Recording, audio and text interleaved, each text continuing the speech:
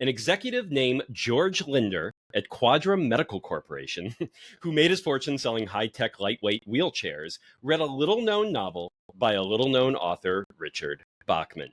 The Running Man was a pulpy page-turner, and Linder was fascinated by the work. When Linder inquired about buying the film rights, he was shocked to discover how pricey they were, especially considering Bachman's books weren't exactly selling gangbusters at the time. He was a relatively obscure author and not even that prolific in Linder's estimation. He had like 4 books in a number of years over time that he had released.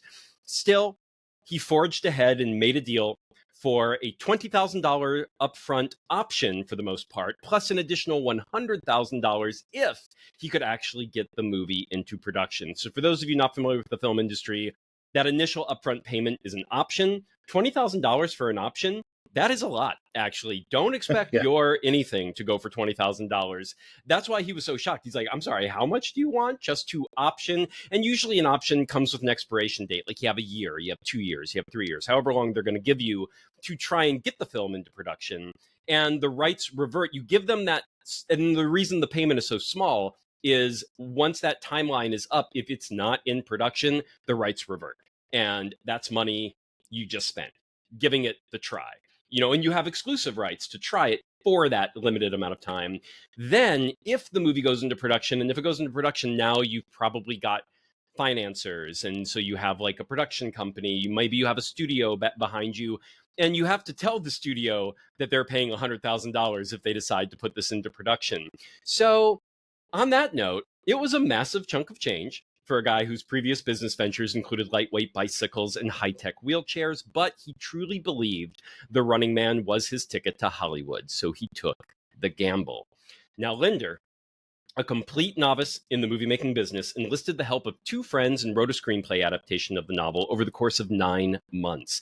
However, when they began showing it around the town, he became frustrated at the lack of progress when dealing with the myriad producers, studio executives, financiers, and agents he had to deal with, none of whom he had any prior experience with. Then the news that Bachman was, in reality, Stephen motherfucking King broke, and all of a sudden, everyone in Hollywood wanted to make the movie.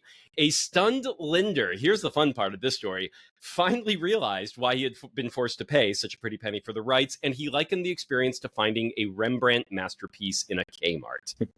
During the sudden explosion of interest, he signed a deal with Rob Cohen and Keith Barish, who were busy establishing their new production outfit, Taft/Barish. Collectively, Cohen and Barish had decades of experience in film with major successes on their resume.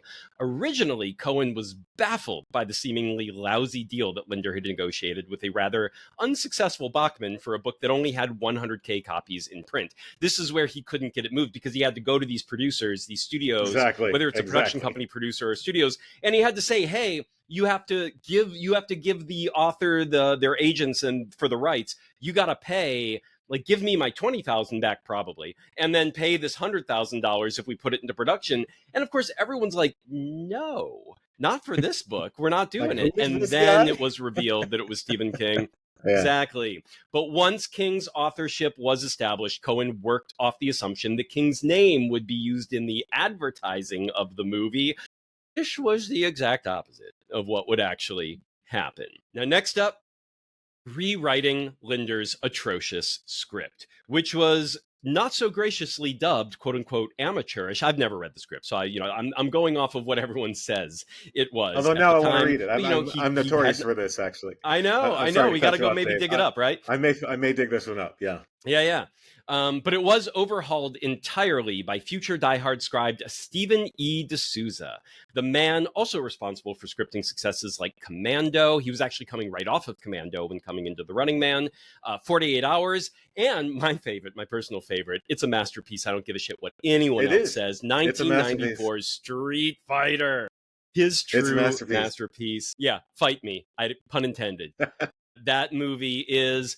Street Fighter is everything that I wanted The Running Man to be, and I just thought it was not. But we're going to talk about that when we get there. Anyway, with this foundational team in place, and with an initial budget of $5 million, you do not have to remember that number. It's never coming back again. With an initial budget of $5 million, The production began to take shape. That's very good. I like the way you delivered that. It's because it's true. You will never hear that fucking number again in this film, for this film.